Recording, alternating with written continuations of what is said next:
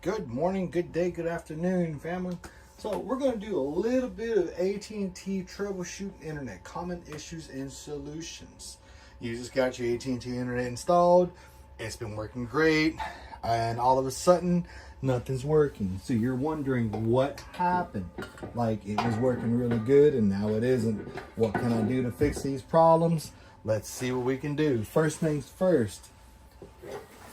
Are you letting your gateway breathe? And what I mean by are you letting your gateway breathe is, do you have things in front of it? Do you have it covered up like this? That way you don't see the modem and all that good stuff. Let's figure this out. First off, do not do that. Do not cover this gateway up. Do not place it inside of a box. Do not cover it. Do not put it behind a couch. Don't put it upside down. None of that stuff. Leave it wide open.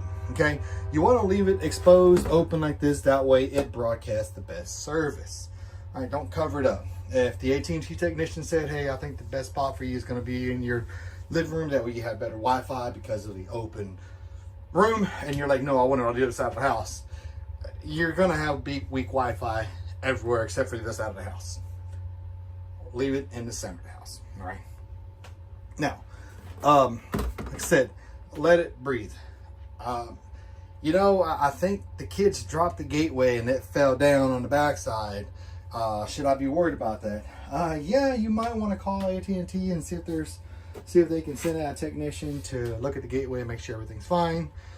They can test the signal and all that good stuff. Make sure you didn't break the wire. The wire that they do leave is this wire here. It is a bend sensitive line. So even if you were to give it a little bit of a twist, it's going to be perfectly fine. If you bend it quite a bit like that, you just broke the line. So meaning that it fell and it did this jab, it did that on the ground. This is probably no longer good.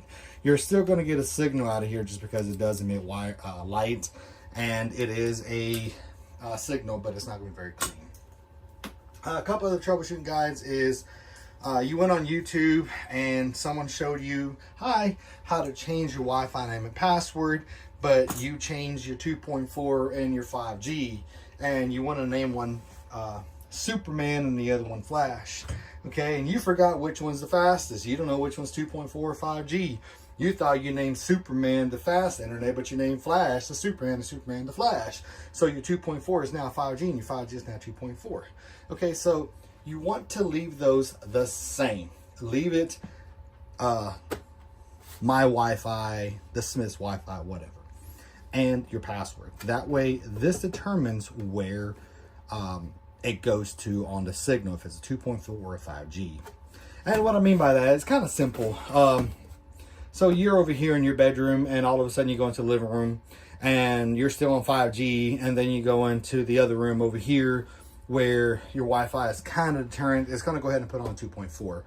If you wanted to change it to 5 gigahertz frequency and you wanted to get Wi-Fi in that room over there, you're probably gonna have a hard time unless you put some extenders. Now, back to the extenders. That's another troubleshooting guide to get you better service.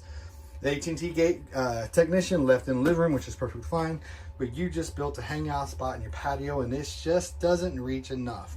Contact the company 288-2020 or use your smart home manager app, and you can order an extender and place it somewhere close to your cool patio. Don't forget to invite me. I like hanging out and shooting some darts or just watching the fire. Please don't forget about me. Secondly, and last but not least, the third and fourth, get some air to this extender. I cannot, or the gateway and the extender, I can't troubleshoot that enough.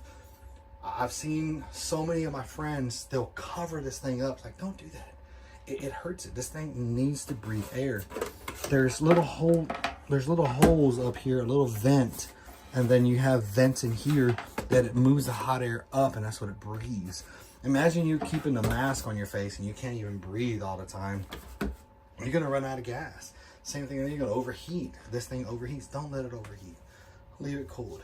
Other than that, guys, thank you very much for coming to this channel. I hope this little small troubleshoot AT&T common issue solutions for AT&T helps out. We'll see you next time.